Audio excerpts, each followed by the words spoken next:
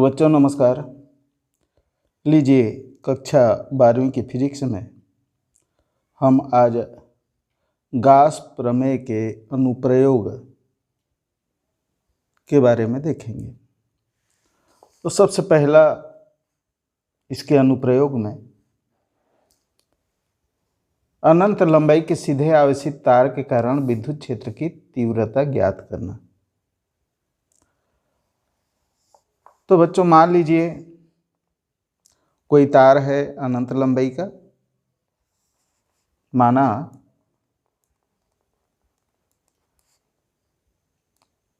कोई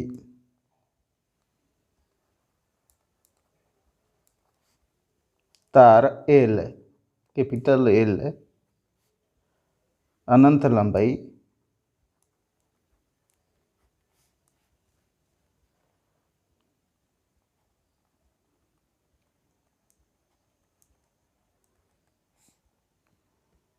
का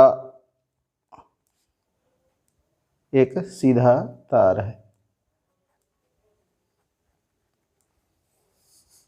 एक सीधा आवेशित तार है।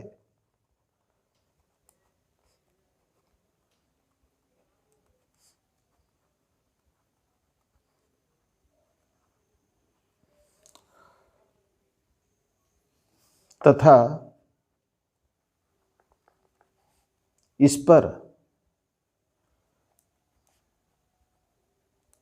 एक समान आवेश घनत्व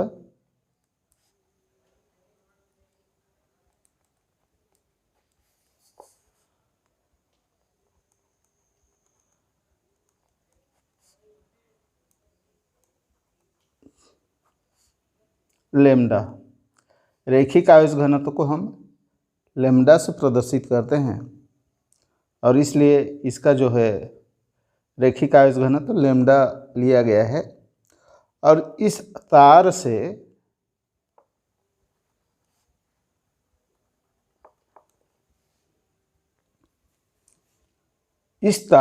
r दूरी पर एक बिंदु P है जिस पर हम विद्युत क्षेत्र की तीव्रता ज्ञात करेंगे। तो बच्चों इसके लिए हमको चित्र बनाना पड़ेगा। और तो बच्चों ये है हमारा एक समान आवेशित L लंबाई का तार और इसके पास में जो कोई बिंदु P है यहाँ पर हम चुन लेते हैं। यहाँ पर हमको विद्युत क्षेत्र की तीव्रता ज्ञात करनी है। अब हम इसको r त्रिज्या मान लेते हैं। यहाँ से इसकी दूरी r ले लेते हैं और r त्रिज्या का एक बेलन, चूँकि हमारा पतला तार भी होगा तो बेलनाकार ही होगा और इसलिए एक बेलन का निर्माण करते हैं जिसकी त्रिज्या r और लंबाई, अब चूंकि ये तार से छोटा है, तार तो बहुत लंबा है यानी अनंत लंबाई की है, तो उतने के बराबर हम नहीं खींच सकते, इसलिए इसकी लंबाई जो है L है। L लंबाई और r त्रिज्या का कोई बेलन हम ले लेते हैं और ये जो बेलन होगा ये हमारा गासी पृष्ठ की तरह व्यवहार करेगा। जो ये बेलन बना है r त्रिज्या और L लंबाई का, इसके अंदर यानी ये बंद गासी पृष्ठ की तरह कार्य करेगा और तब इस बेलनाकार गासी पृष्ठ को हम 3 भाग में बांट सकते हैं।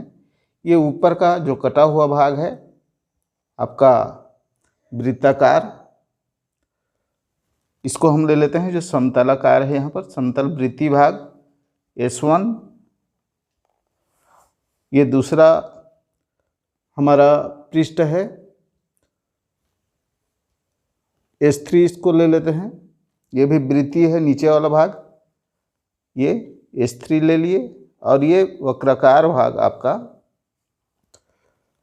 वक्री पृष्ठ H2 ले लेते हैं, जो चारों तरफ से इसको घेरा हुआ है। इस तरह से इसको ले लिए H2।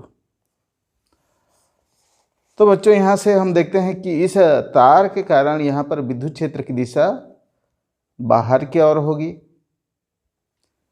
इसको हम यहाँ पर ले लेते हैं, ये जो है बाहर की ओर होगी, और इसका जो छोटा सा भाग हम लेंगे, ये यहाँ पर हम छोटा सा भाग चुनते हैं, तो इस छोटे से भाग यानी DS हम इसको ले लिए, उसकी भी दिशा क्या होगी, बाहर की ओर ही होगी। ये DS की दिशा भी क्या होगी, बाहर की ओर होगी। जो क्षेत्रफल सदिश है उसकी दिशा आप जानते हैं पृष्ठ से हमेशा लंबवत बाहर की ओर होती है, और ये ई की दिशा भी यहाँ बाहर की ओर होगी। तो हम इसको देखते हैं। तो बच्चों यहाँ पर आपको इस वर्णन को भी लिखना है। 3 भाग में हम इसको बांट सकते हैं, यानी इस बेलनाकार गासी पृष्ठ को हम 3 भाग में बांट सकते हैं। समतल वृत्तीय पृष्ठ S1, दूसरा ये वक्री पृष्ठ जो चारों तरफ से घेरा है S2, और तीसरा समतल वृत्तीय पृष्ठ जो नीचे की ओर होगा, ये S3। अब हम इन तीनों पृष्ठों के कारण विद्युत फ्लक्स का मान प्राप्त करेंगे। तो आप जानते हैं यदि विद्युत क्षेत्र की दिशा इसके प्रत्येक बिंदु पर इस तरह से इधर होगी, और इसलिए चूंकि ये दोनों हमारा वृत्तीय पृष्ठ ये इस विद्युत क्षेत्र के इनका क्षेत्रफल सदिश क्या होगा, बाहर की ओर होगा, इधर होगा, 90 पर होगा। या हम ये कह सकते हैं कि ये वृत्तीय पृष्ठ जो है इस विद्युत क्षेत्र के समांतर है, और इसलिए यहाँ पर E और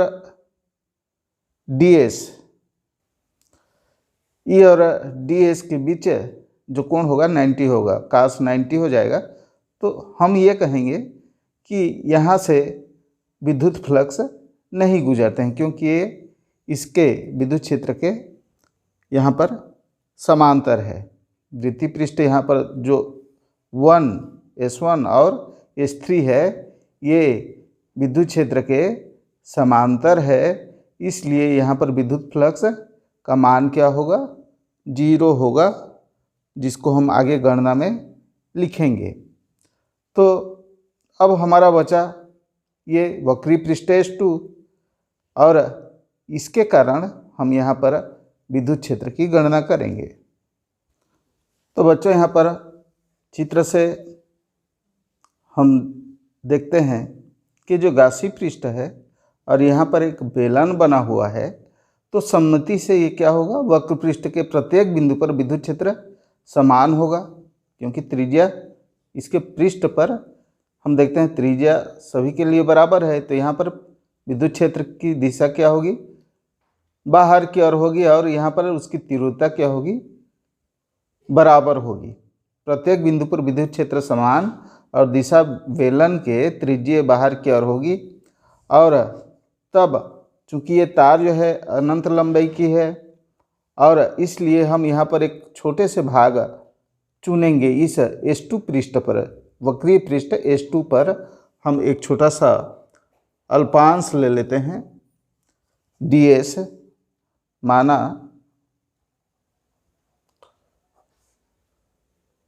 वक्रीय पृष्ठ S2 पर एक अल्पांश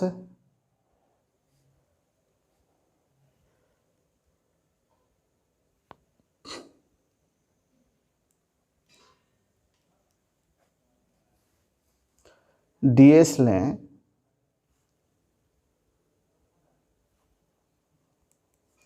तो एक अल्पांश DS लें तो इसकी दिशा भी बेलन की त्रिज्यीय दिशा से बाहर की ओर होगी, चाहे इस पृष्ठ पर हम कोई भी अल्पांश ले लें तो ये त्रिज्यीय इसकी दिशा क्या होगी, बाहर की ओर होगी। इसका जो क्षेत्रफल सदिश होगा वो क्या होगा, बाहर की ओर होगा। ds यहाँ पर बाहर की ओर होगा और ई की दिशा भी, विद्युत क्षेत्र की दिशा भी बाहर की होगी, बाहर की ओर होगी। और इस तरह से इन दोनों के बीच में क्या कोण होगा, दोनों एक ही तरफ जा रहे हैं तो इनके बीच का कोण क्या होगा, 0 अंश होगा या 0 अंश होगा। तो ई और ds जो क्षेत्रफल सदिश है आपका के बीच कोण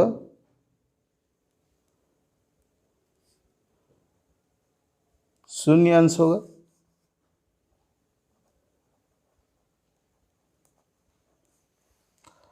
अब ये तो आपका वर्णन वाला भाग हो गया। अब हम इस S2 पृष्ठ से गुजरने वाले फ्लक्स के बारे में देखेंगे। अतः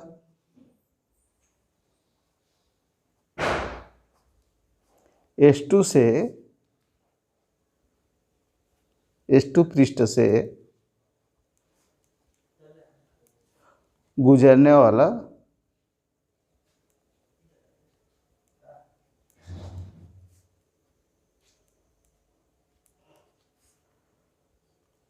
विद्युत फ्लक्स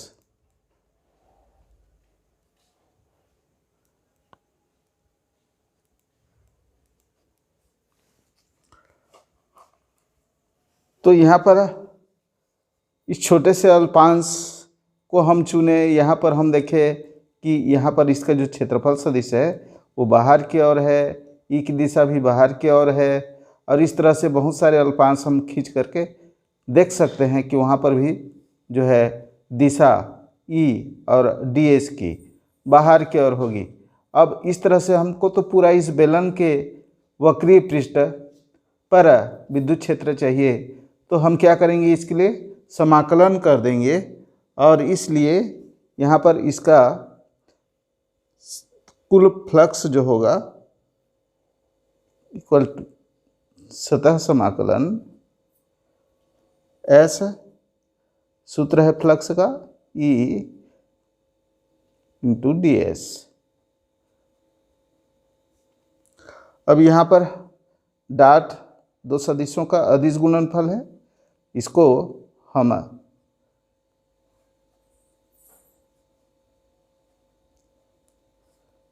cos थीटा के रूप में लिख दें, ई ds cos थीटा। और यहाँ पर ई और ds के बीच में क्या कोण है, शून्य अंश है। यहाँ पर हम शून्य अंश रखेंगे और cos तब हो जाएगा ये आपका सतह समाकलन, यहाँ पर भी ई ds cos 0 अंश, cos 0 अंश बराबर 1 होता है। तो बचा क्या हमारे पास, ई ds। तो बच्चों को यहाँ पर ई और ds बचा। ई चूंकि यहाँ पर विद्युत क्षेत्र है, इसका मान तो नियत है यानी कांस्टेंट है, हम इसको बाहर कर देते हैं और इसका क्षेत्रफल को समाकलित कर देते हैं। जो छोटे छोटे भाग से बने हैं उनको हम समाकलित कर देंगे तो कुल क्या मिल जाएगा हमको, बेलन का वक्र पृष्ठ मिल जाएगा। ये क्या होगा, जब समाकलन कर देंगे इसको छोटे छोटे अल्पांशों को तो बेलन का वक्र पृष्ठ मिल जाएगा। क्योंकि हम वक्री पृष्ठ पर देख रहे हैं, इसका छोटा सा अल्पांश क्या है, वक्री पृष्ठ पर है, इसलिए इसका मान हम रख देते हैं ई और इसका वक्र पृष्ठ 2πr_l होता है। यहाँ पर बगल में लिख दीजिए आप, बराबर है बेलन का वक्र पृष्ठ है।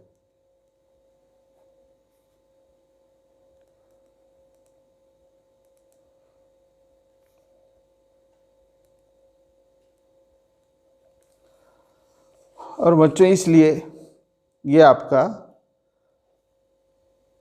समीकरण है फाई ई फ्लक्स का। और हमारे जो दो और पृष्ठ थे उनके लिए ये जो है, चूँकि ये हमारे विद्युत क्षेत्र के यहाँ पर देख रहे हैं, ये जो पृष्ठ हैं वो विद्युत क्षेत्र के समांतर हैं, इसलिए यहाँ पर 0 होगा और S3 पर भी हमारा फ्लक्स का मान क्या होगा, 0 होगा। क्योंकि हम जानते हैं कि किसी भी पृष्ठ से अभिलंबत गुजरने वाले विद्युत क्षेत्र रेखाओं की संख्या को ही हम फ्लक्स मानते हैं। और ये फ्लक्स जो है यहाँ से जब निकलेंगे तो ये बल रेखाओं को ये तो काटेंगे नहीं, ये तो सीधा है इस तरह से आपका, तो ये पृष्ठ से कोई भी फ्लक्स नहीं होगा, इस पृष्ठ पर कोई भी फ्लक्स नहीं होगा S1 और S3 पर। तो बच्चों में उसी को लिख दिया हूँ कि पृष्ठ S1 और S3 विद्युत क्षेत्र के समांतर हैं, अतः उनसे गुजरने वाला फ्लक्स का मान क्या होगा, 0 होगा। अतः कुल फ्लक्स, अब तीनों पृष्ठ का हम फ्लक्स को जोड़ देंगे, अतः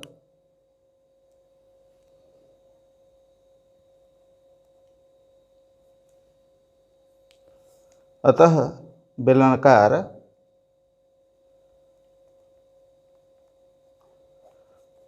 गाउसीय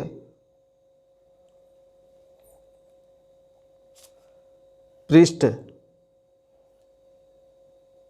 से गुजरने वाला कुल फ्लक्स है।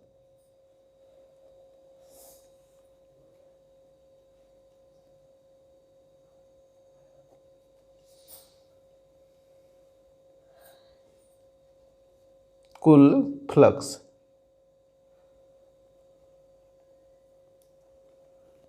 अब यहाँ पर बराबर आपका पहला में हम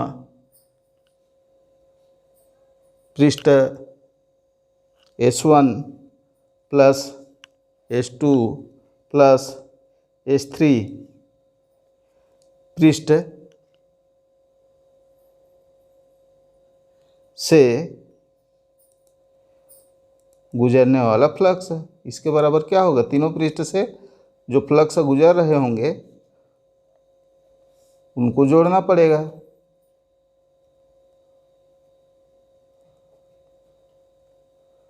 जो S1 और जो S3 है हमारा द्वितीय पृष्ठ हैं, इसलिए इसका मान तो 0 है दोनों के लिए। S2 के लिए क्या लाए हैं, S2 के लिए है E × 2πRL, तो इनको हम जोड़ देते हैं, यह हो जाएगा आपका कुल फाई फ्लक्स का मान फाई ई। यहाँ पर हम चाहें तो इसको लिख सकते हैं फाई ई न करके, ये 2 के लिए था, फाई 2 कर दीजिए यहाँ पर, या S2 कर दीजिए, फाई S2, ताकि यहाँ पर जो प्रतीक ले रहे हैं वो न गड़बड़ाए। तो यहाँ पर S1 पर फ्लक्स का मान 0, S2 पर यह है E × 2πRL,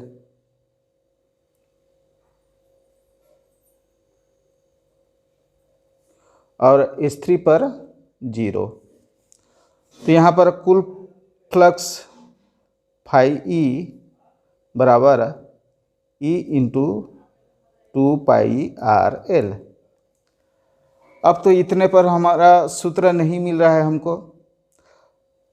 गाउस प्रमेय कुछ अलग कहता है, किंतु गाउस प्रमेय से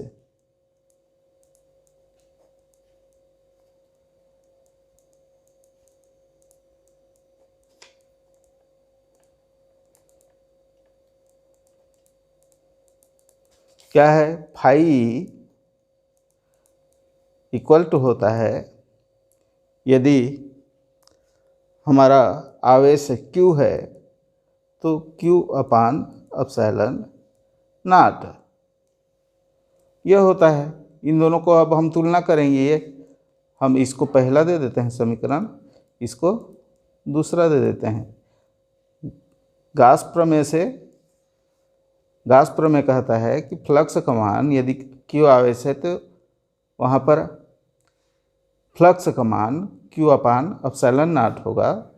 लेकिन हम गणना के द्वारा प्राप्त किए हैं कि यहाँ पर जो फ्लक्स है वो है E×2πrl है, तो ये दोनों बराबर होंगे। अतः समीकरण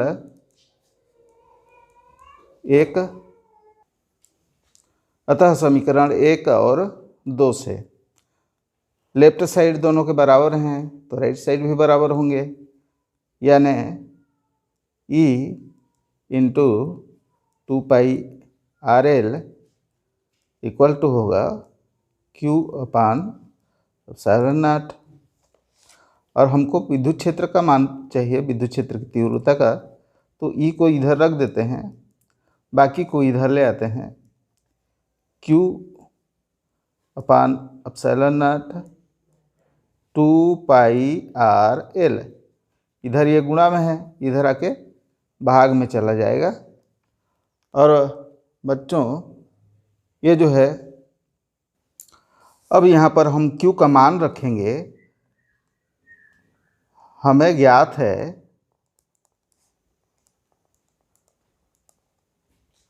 रैखिक आवेश घनत्व,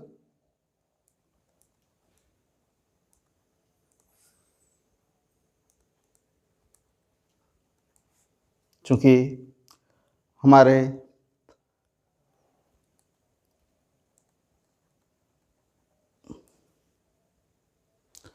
रैखिक आवेश घनत्व लेम्डा बराबर आवेश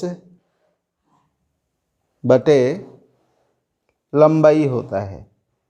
और इस जो है गासी पृष्ठ की लंबाई को हमने L माना है, तो ये हो गया हमारा Q/L। रैखिक आवेश घनत्व लेम्डा बराबर होता है आवेश बटे लंबाई। चूँकि हमारा गासी पृष्ठ तो पूरा तार के बराबर नहीं है, पूरे तार की लंबाई क्या है, कैपिटल L है, लेकिन गासी पृष्ठ की लंबाई क्या है, L है। तो वहाँ पर आवेश की मात्रा कितनी होगी, तो आवेश को उस लंबाई से भाग दे देंगे। तो इसलिए यहाँ पर हमको आवेश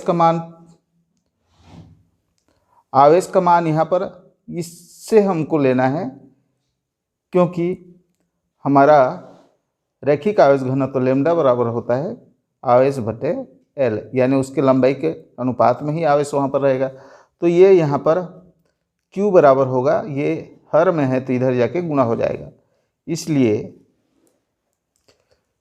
Q equal to lambda L। अब बच्चों यहाँ पर Q के मान को यहाँ पर हम रख देंगे। अतः विद्युत क्षेत्र की तीव्रता E बराबर लेम्डा L/ε0 2πrl। और इस तरह से हम देखेंगे कि L से L को काट दीजिए तो बचा E बराबर लेम्डा /ε2 को सामने ले जाइए, 2ε0 πr या 2πε0r। आगे पीछे आप इसको लिख सकते हैं या तो ऐसे ही रहने दीजिए। तो बच्चों यही हमारा अनंत लंबाई के सीधे तार के कारण विद्युत क्षेत्र की तीव्रता का सूत्र है, जो गाउस के प्रमेय की सहायता से निगमित किया गया है। और ये कई बार प्रश्न में एग्जाम में आता है, तो आप इसको अच्छे से समझिए और मैं आशा करता हूँ आपको समझ आया होगा। तो वीडियो को अंत तक देखने के लिए धन्यवाद।